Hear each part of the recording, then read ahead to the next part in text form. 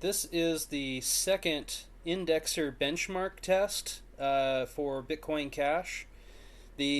So test two. Yeah, hopefully if you're watching this video, you already know what I'm talking about. Otherwise, go to GitHub/Chris Troutner/benchmark BCH. The first test was using a Blockbook, a self-hosted Blockbook indexer, and the benchmark was 1.4 seconds between spending UTXOs. This test I'm running just a little casually today because this test is pretty easy to redo if I need to redo it. But I'm running it against the OpenBazaar public indexer, which is a fork of Blockbook. Um, Difference being that I'm hitting their public server, wherever that is, from a DigitalOcean droplet located in New York. So hopefully the latency should be pretty low, although obviously it's not going to be as low as a self-hosted Blockbook in the same data center.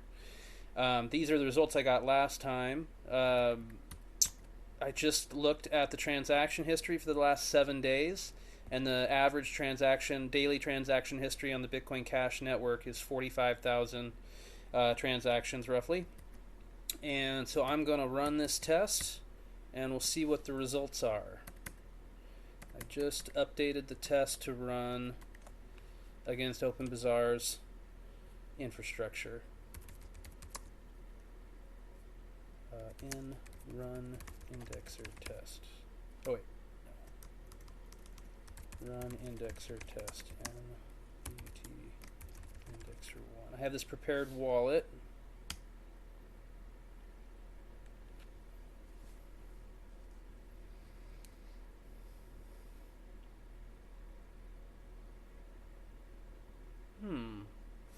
Okay, I'll look and see what this problem is. Okay, there was a typo in the code, so hopefully that's resolved.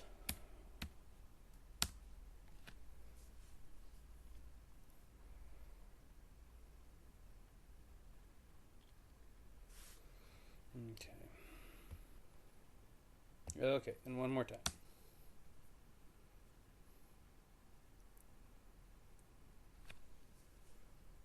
There we go.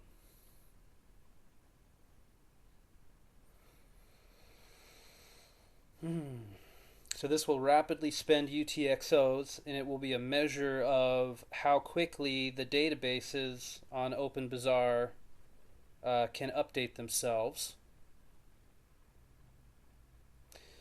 And yeah, the output is super noisy, but it looks like they're averaging at about 2 seconds, and the self-hosted Blockbook was 1.4 seconds. So I expected it to be a little worse, and it looks like it is. 2 seconds. It's not horrible. I mean, depending on the application.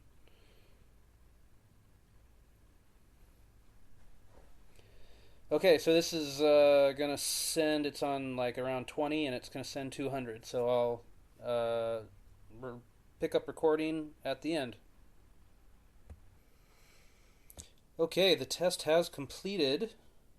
200 transactions, and the average across those 200 was just barely under 2 seconds, or a little over 2 seconds and 50 milliseconds. And let's just check and see if there's anything else I need to do.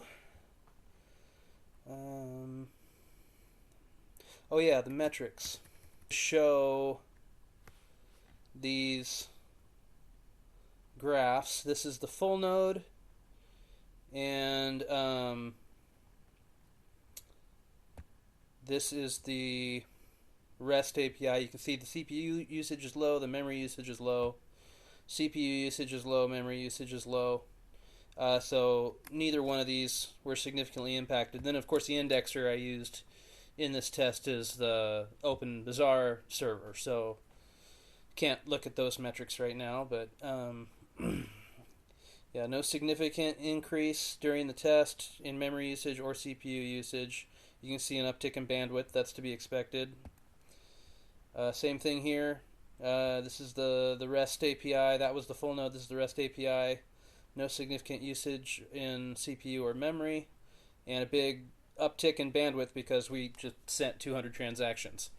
So that means everything's working properly, and the indexer coming back at 2 seconds. I mean, that's pretty usable. What's nice about this system is it's horizontally scalable. So that 2 seconds might suck, like in one viewpoint, but the fact that the system is horizontally scalable, and you can make multiple parallel connections to that indexer means that the stack can really be done on a per company basis or a per user basis or a per small group basis, and so this is actually pretty scalable. It's not a horrible number.